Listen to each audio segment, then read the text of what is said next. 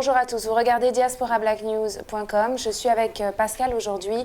On va aborder un peu la question de cette tuerie qui a été perpétrée à Charleston par ce jeune Dylann Roof qui était âgé seulement de 21 ans.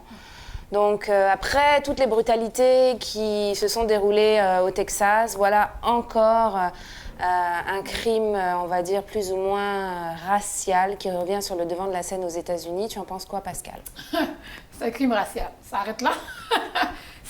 Écoute, on s'entend que c'est la Caroline du Sud, un État qui a beaucoup de minorités visibles et en particulier noires.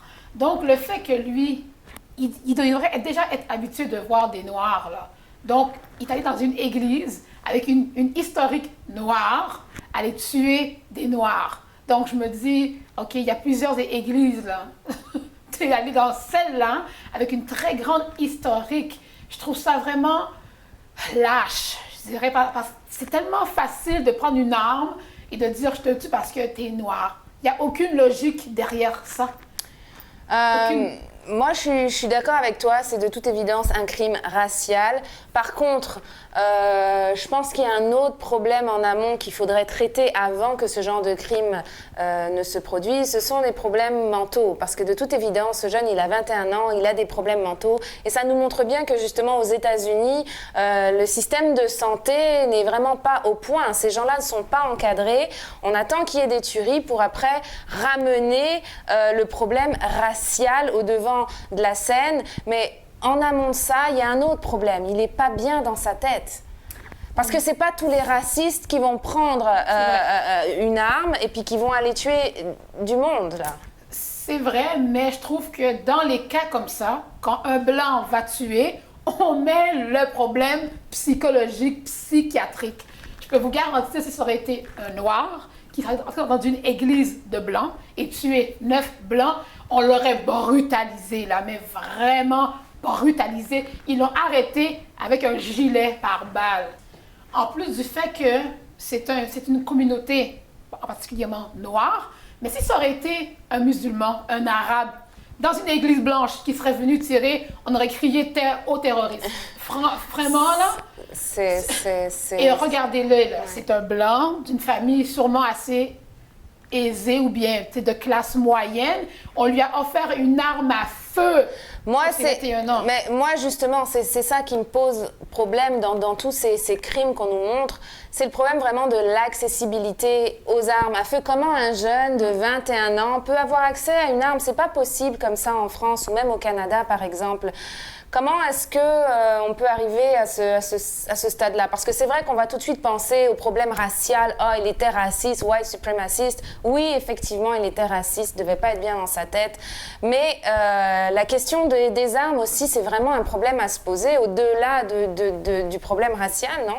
Parce qu'en mettant toujours ce problème racial au devant de la scène, on oublie de traiter justement ces problèmes-là qui sont en amont et qui crée justement ces tueries.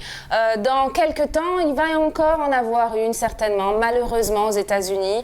Et encore, ce qu'on va mettre en avant, ce sera la race. C'est un blanc qui a tué des noirs, ou alors ce sont des noirs qui ont été brutalisés. Et puis, on ne parle pas vraiment des vrais problèmes. Parce que quand on a justement déjà ce problème de racisme, et qu'au-dessus, on a les armes, et puis qu'au-dessus, on a des gens qui ne sont pas assistés, des jeunes de 21 ans qui arrivent dans un tel niveau de démence qu'ils peuvent se rendre dans une église à 21 ans et tirer sur des gens comme ça, c'est qu'il y a quand même d'autres problèmes.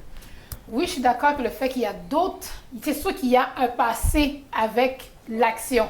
Oui, je suis d'accord avec le fait qu'il y a un problème du passé qui vient avec l'action présente. Mais on parle des Américains, là. On parle vraiment des Américains, là. Où est-ce que le problème de race a jamais été résolu? On s'entend, oublier Obama. Obama, c'est juste un pion. C'est un pion. Oubliez ça. Obama, c'est vraiment c'est un événement heureux pour nous. Mais pour les gens comme ça, qui sont racistes et qui ont grandi inconsciemment dans un environnement raciste, Oublie ça, pour eux autres, c'est comme pas normal. Là. Plus tard, tu sais, peut-être que lui, jeune, jamais il avait vu le côté raciste. C'est en grandissant parce que personne n'est raciste. C'est quelqu'un qui lui a implanté ça. Donc, c'est pour ça que je dis, ça part de la maison, là. On lui a offert une arme à feu pour ses 21 ans. Ils auraient pu lui offrir une PS4. Et ce qui est encore plus pesant, c'est que les Américains, je ne pense pas qu'il y a de classe moyenne. Hein. Il y a des classes riches, très riches, aisées et pauvres. Et malheureusement, les Noirs, on est particulièrement dans la classe pauvre. Les Noirs qui ont du succès aux États-Unis, c'est quoi? Athlètes, artistes, mais quelqu'un de vraiment intellect, il n'y en a pas beaucoup. Quand on regarde vraiment la classe sociale américaine, les Blancs américains ont plus accès au succès qu'un Noir américain. Et pourtant, ils sont nés dans la même terre. Mais c'est deux mondes différents. C'est deux mondes. En tout cas, je suis d'accord avec toi. C'est sûr que là, il y a un vrai problème racial aussi qui n'a pas été réglé aux États-Unis.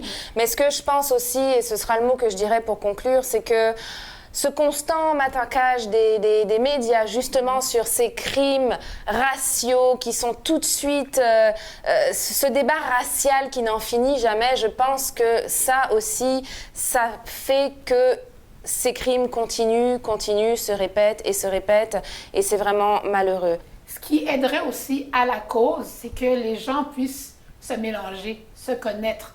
On regarde les quartiers comme Bronx, Brooklyn, Beverly Hills, c'est noir, c'est blanc. Ce qui serait bien, c'est qu'il y ait un mélange. C'est là d'où vient l'importance de la classe moyenne, que les gens puissent se voir à l'occasion. Et ce qui aiderait encore plus, c'est d'éduquer les gens. Parce qu'on pense que parce que tu es noir, de la classe pauvre, ton intellect est un peu plus en arrière. Mais je pense que du deux côtés, blanc ou noir, on doit apprendre de l'un de l'autre pour pouvoir avoir un futur agréable, je dirais. Merci Pascal pour ton intervention. En tout cas, vous, laissez-nous vos commentaires. On a besoin de parler de ces choses-là. On en a besoin. N'hésitez pas à nous faire part de vos avis. Et merci d'avoir suivi diasporablacknews.com.